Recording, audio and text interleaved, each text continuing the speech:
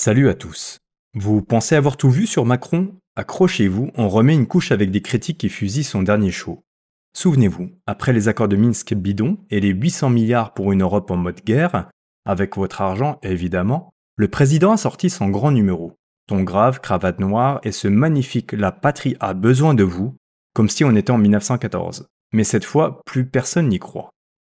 Sur LCI, Emmanuel de Villiers démonte la mise en scène. Un président qui a commencé son mandat en saignant le budget militaire, au point de pousser Pierre de Villiers, chef d'état-major des armées de 2014 à 2017, à démissionner. Ça fait des ordres quand on veut jouer les chefs de guerre. Et puis, avec son éternel «nous sommes en guerre», ressassé depuis le Covid, il a tellement galvaudé le mot qu'il en a perdu tout sens. Sur France Info, Nicolas Dupont-Aignan enfonce le clou. La menace russe sur l'Europe? Une pure fiction élyséenne pour faire peur et détourner l'attention. Parce que la vraie menace, c'est pas Poutine, c'est l'effondrement économique français. Faillite, crise monétaire, saisie de l'épargne, pendant que Macron joue les pompiers pyromanes à l'international, le pays brûle sous ses pieds. Alors, dernier rempart ou illusionniste en chef? Écoutez ces uppercuts au narratif officiel. Et dites-nous en commentaire, Macron, stratège ou maître de l'enfumage? Likez, partagez et abonnez-vous.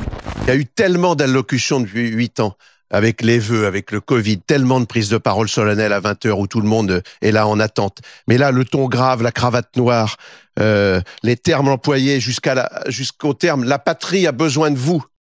On était en 1914, là. Il n'était pas crédible pour 3 raisons principales. Il a commencé sa présidence par couper dans le budget militaire, ce qui a amené mon frère Pierre, qui était aimé des militaires, un type extrêmement sérieux. Il a été obligé de lui-même, il n'a pas été viré, c'est lui qui a démissionné parce qu'il a dit à l'époque « Je ne pourrai plus regarder mes gars dans les yeux avec un budget amputé, on ne peut plus accomplir nos missions ». Donc le président a commencé son mandat comme cela. En second lieu, le président, au moment du Covid, avait commencé ses allocutions aussi en disant, en répétant « nous sommes en guerre ». À partir du moment où il a dit ça pour le Covid, il est plus crédible pour parler de guerre, parce que la guerre, c'est autre chose que le Covid, malheureusement, même s'il y a eu des morts, même si c'était un grand mal. On nage en pleine folie. D'abord, il n'y a pas de menace russe pour l'Union européenne. C'est un délire inventé par le président de la République pour faire peur aux Français, pour manipuler l'opinion, et pour surendetter encore plus notre pays. On est en pleine manipulation. Il y a 2 choses. Il y a une menace russe, oui, pour l'Ukraine. Ça, c'est clair. Et j'ai condamné en son temps l'agression, mais qui répondait aussi à une agression du gouvernement ukrainien de l'autre côté. Donc les torts sont partagés. Et ça, il faut le dire, et oui, il y a une menace russe sur l'Ukraine. Poutine, par folie, voulait attaquer l'OTAN, c'est-à-dire la Pologne, la Roumanie.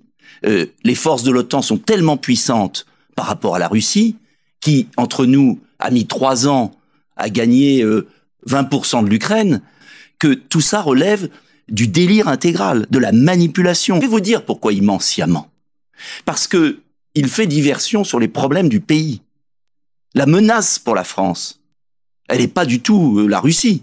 La menace pour la France, c'est sa faillite financière, faillite complète. On est au bord de la crise de la monnaie. On est au bord d'une saisie de l'épargne des Français.